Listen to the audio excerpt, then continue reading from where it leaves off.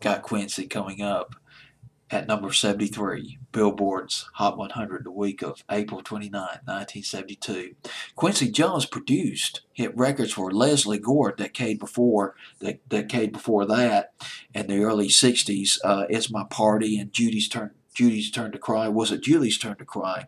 Well, either way, he produced those records, and later on, a decade later, in 1982, he produced Thriller by Michael Jackson.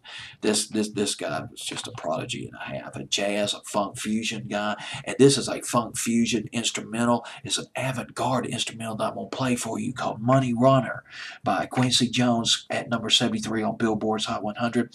It's from the Dollar soundtrack. The Dollar was a movie that starred Warren Beatty and Goldie Hawn. It was a gangster mobster film of sorts. It was known as The Heist in the UK.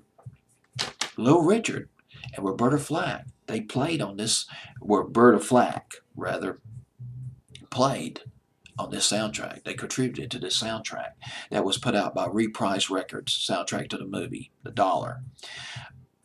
At the time, Quincy Jones was with A&M Records, Herb Alpert's record label.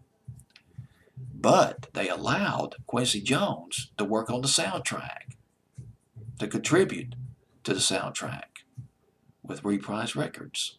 And he put in Money Runner. It's a genius instrumental. It's a great instrumental, but it's not commercial enough for top 40. That's all there is to it. But it got as high as number 58, 57, 58 on Billboard's Hot 100. Week of April 29th, 1972, it dropped from 69 to 73. Lost 45, a jamstone of an instrumental. Quincy Jones with Money Runner.